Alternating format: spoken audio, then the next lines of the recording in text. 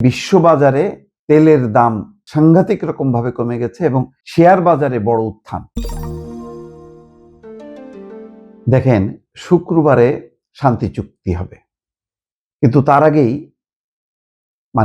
কত বড় স্বস্তির খবর, কত বড় শান্তির খবর যে বিশ্ববাজারে তেলের দাম সাংঘাতিক রকম ভাবে কমে গেছে এবং শেয়ার বাজারে বড় উত্থান।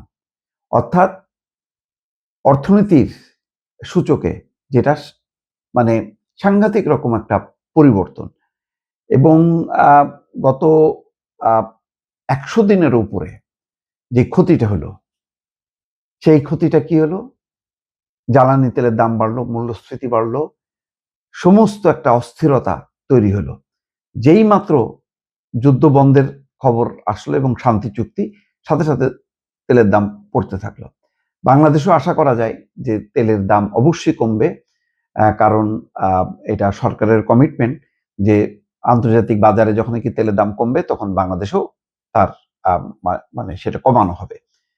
যে খবর আন্তর্জাতিক অঙ্গনে এসছে যে যুক্তরাষ্ট্র ইরান চুক্তি, বিশ্ববাজারে কমলো তেলের দাম, শেয়ার বাজারে বড় উত্থান। যুক্তরাষ্ট্র এবং ইরানের মধ্যে যুদ্ধবিরতি এবং ঐতিহাসিক শান্তি চুক্তির ঘোষণার পর বিশ্ব অর্থনীতিতে ইতিবাচক প্রভাব পড়তে শুরু করেছে। তার মানে বোঝেন, অলরেডি তেলের দাম কমতে শুরু করছে। যেদিন শুক্রবার সুইজারল্যান্ডে জেনেভায়, রাজধানী জেনেভায় যেদিন স্বাক্ষর হবে, সেই দিন আরো কমবে এবং তখন খবর আসবে যে বড় ধরনের দরপতন। বৈশ্বিক জ্বালানি বাজারে তেলের দাম যেমন কমেছে, তেমনি এশিয়া প্যাসিফিক অঞ্চল সহ বিশ্বের প্রধান শেয়ার বাজারগুলোতে দেখা দিয়েছে বড় ধরনের উত্থান। অর্থাৎ যেহেতু অর্থনীতি চাঙা হচ্ছে, শেয়ার বাজারের সূচকগুলিও উপরের দিকে। 4 মাস ধরে চলা সংঘাতের অবসানের খবরে স্বস্তিতে ফিরেছেন বিনিয়োগকারীরা। সোমবার সকালে লেনদেন শুরু হতেই এশিয়ার বাজারে চাঙা ভাব লক্ষ্য করা যাচ্ছে। জাপানে প্রধান শেয়ার বাজারের সূচক নিক্কেই 225 এক লাফে 5.5% বৃদ্ধি পায়। মার্কিন শেয়ার বাজারে সারা বিশ্বেই এখন ইতিবাচক খবর, এবং যেই দাম কমার প্রবণতার যেই তথ্য এসছে, আন্তর্জাতিক বাজারে অপরিশোধিত তেলের বেঞ্চমার্ক ব্রেন্ট ক্রুডের দাম প্রায় 4.5% কমে প্রতি ব্যারেল $83.40 নিচে নেমে এসছে, যেটা $100 ছাড়া গেছে, সেটা এখন $83 নেমে আসছে। রোববার ট্রাম্প তার ট্রুথ সোশ্যাল অ্যাকাউন্টে চুক্তির ঘোষণা দিয়ে মার্কিন নৌবাহিনীকে হরমুজ প্রণালী অবরোধ তুলে নেওয়ার নির্দেশ দেন।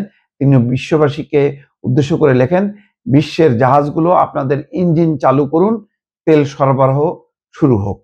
তার একটা বড় ধরনের একটা ঘোষণা। এবং এই যে পরিস্থিতিটা আজকে, এইটার মূল ভিলেন হচ্ছে ইসরায়েলের কারণে আজকে বিশ্বকে এরকম অশান্তি পোহাতে হয়েছে। ইসরায়েলের কারণে আমেরিকা এই যুদ্ধে জড়ালো এবং যার পরিণতি মানুষ হত্যা হলো, বহু মানুষ নিহত হলো, সম্পদ ধ্বংস হলো, অর্থনীতির 12টা বাজলো, শুধু ক্ষতিগ্রস্ত হলো যুদ্ধে জড়ানো আমেরিকা, ইরান বা ইসরায়েল না, সারা বিশ্ব একটা ঝুঁকির মধ্যে পড়লো। সেই ঝুঁকিতে এখন স্বস্তির খবর।